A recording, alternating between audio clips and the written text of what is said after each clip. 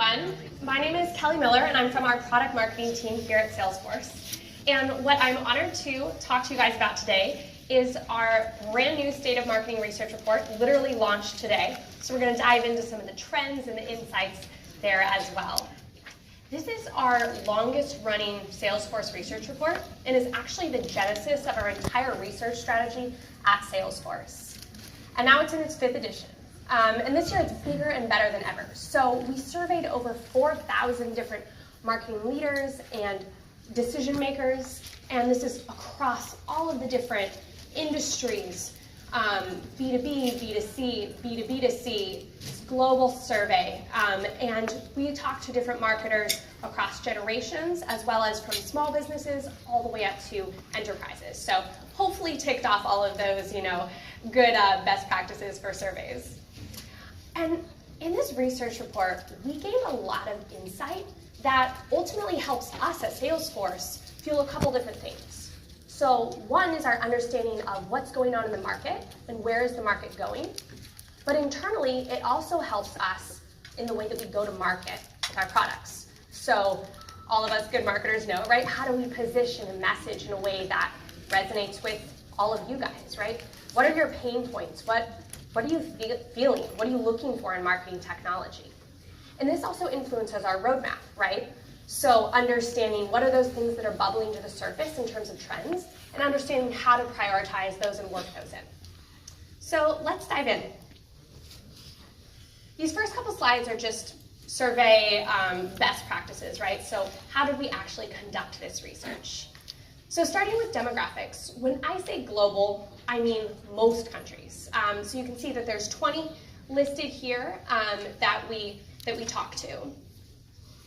And then as far as industries, we mean most major industries, which I'm sure all of you in the room are represented by at least one of these, right? So we've got retail, consumer goods, financial services, technology, manufacturing, health and life sciences, media and comms, all the good stuff. And then this is something that we'll talk a lot about, and you'll see sort of crop up in the stats as we go through it, is the idea of low, moderate, and high performers. And this is really sort of the breakdown of what that is, these different groups. And it's the sort of self-proclaimed satisfaction with their marketing performance and return on investment. So when we surveyed people, they said, okay, I feel satisfied or unsatisfied, right, with how my lead gen is performing, for example. So that's what this is all about, and we'll be referencing that concept throughout the study. All right, so there's 4 major trends that we're going to unpack in the next 15 minutes or so. And the first one is around the idea of customer experience and marketing really being at the center of delivering those customer experiences and connecting everything across all of the different interactions and touch points that a brand has, right? So through our research that we've done this year, as well as pretty much anything that you'll read in the market, and we know this as customers ourselves, right? Expectations are at an all-time high. So it's really on the marketer, right? Because we're at the forefront of that to understand how do we lead this? How do we adapt? What do we do to meet those expectations? And so we're being tasked with leading that effort. And in this more complex environment than ever, that's what we wanted to double click into in this survey. Second is that because we're connecting all of these different experiences, that ultimately means that we've got more data, right? More things to sort of reconcile and manage. And we're not just talking about marketing data anymore. We now care about data from service, data from sales, data from commerce. And so what we're seeing is the amount of data that marketers are using to fuel their campaigns, to fuel their strategy, really, is growing at an exponential rate year over year. And ultimately, it's on us as marketers, right, to understand how do we unify all of that data and reconcile identity. That's what's going to take us to the next level on experience. Third is the idea of personalization and how AI is driving that personalization, but that being met with the idea of trust. So we're kind of at this privacy paradox today, right? We need to provide personalization, but we need to make sure that customers trust us and they're okay with the way that we're using their data. So it's been established that AI is the technology that's allowing us to really personalize at scale. But the challenge that marketers are facing, right, is around doing that but maintaining that trust. So that's what we'll double click into here. And then finally, we've been talking a long time about cross-channel, multi-channel, omni-channel, whatever you want to call it, right? The idea of making sure all the different channels are in sync with each other. But what's interesting is that this year, there's sort of a fundamental shift that's happening. So when we surveyed the marketers, we understood that this engagement across channels, while it's been a top priority forever, it's actually shifted. So it's doing that in real time. That's the #1 priority for marketers in 2018 and sort of beyond. And it's also the #1 challenge, which is interesting, right? So the thing that we need to do the most of is the hardest to do and we're struggling with the most. So let's go through these things one by one. Double-clicking into the first major trend around marketing experiences, customer experiences, and marketing being at the center of those. As we've established, and I said at the beginning, right, customer expectations of brands are at an all-time high. 80% of customers consider the experience as important as products and services. So we're no longer competing on price and product. It's all about experience. And it's the marketer, right, that has to lead this charge. But what's notable here that I want to point your eyes to is that where marketing is leading on customer experience is where it's successful. So I'll say that again. Where marketing is leading customer experience is where it's successful. And you'll see here that high-performing marketers are 1.8x more likely to be leading customer experience than their underperforming counterparts. And you can see in the graphic in the middle that they're 57% satisfied with their ability to do this versus underperformers who are only 6% satisfied. So big difference there. And then while leading customer experience, marketers are now working more closely with all the different parts in the organization, right? And with that becomes more data, and they're this connected glue. So to emphasize that point, you can see here the percentage of collaboration around shared goals and metrics that's happening between marketing and other teams. And this has actually grown significantly year over year. So sales, for example, the collaboration there is 87% more than last year. So if we look at these different buckets, 50% of marketing and commerce teams share common goals and metrics, 52 for sales, and 53 for commerce. For service. I flipped that. So moving into our second trend around data sources and the raising importance of unifying all of this data, but also the difficulty in doing that. Data and the scale of it is nothing new to us, right? We've known this for a long time. We've been talking about it for a long time. But over the last 18 months in our research and in this report, we really kind of wanted to try to quantify it and put it in the terms of what you guys face every single day. So we said in our first major trend that we're leading on experience and working across the org. So this has created more data. So on the left side here, we can see that marketers were on average using 12 different data sources in 2018, and that was up 20% from the previous year. But then if we look forward to 2019, that increase is 25%, going up to 15 different devices, which means the challenge of resolving that identity is harder than ever, right? And if you look onto the right-hand side here, this will show us just how hard that is.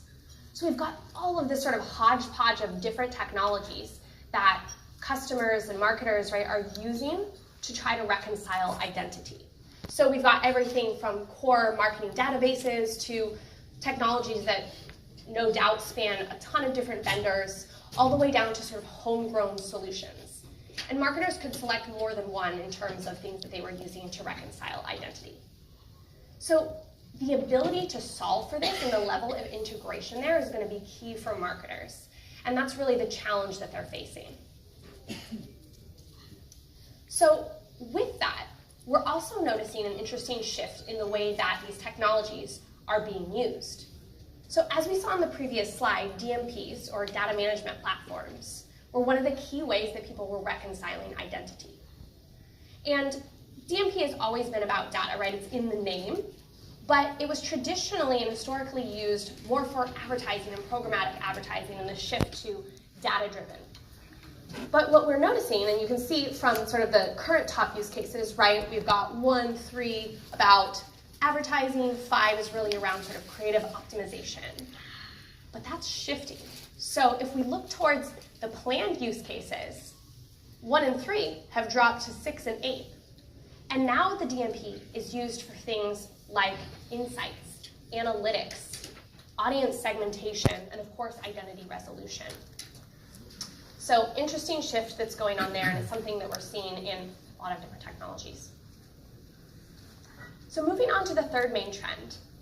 Personalization has been a top priority for marketers, we all know this, right, for years now. But if we think back to sort of the 2 previous trends, right, customer experience and using all this data, personalization is at the center of it. However, personalization at scale across all these different channels and all these different systems that we just went over, to reconcile identity, that's really difficult, right? And the only way that we can actually do this at scale is leveraging AI. And you'll see here the fact that there was 44% growth in adoption since 2017 shows that that's really sort of the key to success here. But that said, there's a new dynamic that's emerging in this sort of personalization space. I hinted at it at the top of this presentation, and that's really around trust. So the challenge that we're facing today is how do you personalize and use AI to do all of this, but earn customers' trust ahead of time for them to be okay with it. So with things coming out like GDPR, Facebook testifying in Congress, and sort of just the general things we see across the news of the way that, and the misuse of data, marketers are now 51% more aware of this in their practices, and high performers are 7.1x more likely to be satisfied with their ability to balance this. So unpacking the trend specifically around AI a bit more, I'd actually like to go into some of the tangible ways that marketers are actually using AI. Because we talk about it a lot in sort of an esoteric sense, but what are people actually doing? So currently marketers are using AI in 2 different ways. So personalizing journey experiences and overall customer journeys. But they're looking to expand it in 4 more ways in 2020 across all of the different key business channels. So these are core things that marketers are doing every day, and AI is going to be taking a big part in that.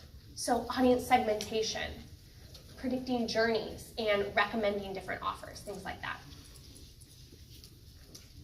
So marketers are leading on experience. They're using all of this data.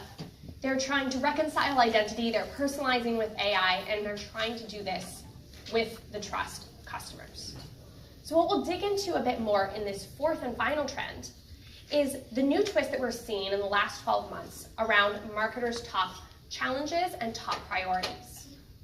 So we've talked for a while, like I said before, about multi, cross-channel, omni-channel, really journey-based marketing. And this has been a top focus. But when marketers were asked this year to rank their top priorities and challenges across everything, so this could be anything, engagement, budgets, technology, data, their number 1 priority and number 1 challenge was around doing this, but in real time. So this has been a profound shift, right? Customers are now demanding personalization in real time, right? In the context of their momentary actions. So you go to the bank, you're at a store, you get an email, right? Whatever you're reacting to, they expect that personalization. It's no longer okay to say, hey, Kelly, in an email, right? That's not what people are looking for. And this is not easy, which is underscored by the fact that only 28% of marketers say that they're currently satisfied with their ability to engage across channels at scale. So to close out that trend around real-time engagement across the different channels and make this research more tangible, we asked marketers what are the top channels that are actually driving ROI that relate to their business goals. So along with web, you can see social here coming up, and that's organic as well as paid. And then you've also got email that is going throughout. Then for things like IoT, so think billboards, in-store kiosks, things like that, as well as video, these channels are really about building your brand.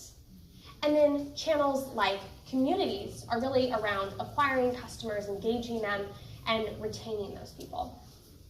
So if you think about this in the context of real time, it's probably not too surprising that web and social are seen throughout here, because those are probably the most ready, at least today, to deliver those dynamic experiences that we need and are looking for with customers. So that wraps up our 4 key trends around the state of marketing research, but I encourage you to continue to dive deeper, and you can do that by texting these short codes. Here, if there's a slide to take a picture of, get your cameras out. This is the one. You can share these short codes with your colleagues, and ultimately you'll be able to download these reports in full and give it a lot more love than I was able to in just this 20 minutes. The other thing is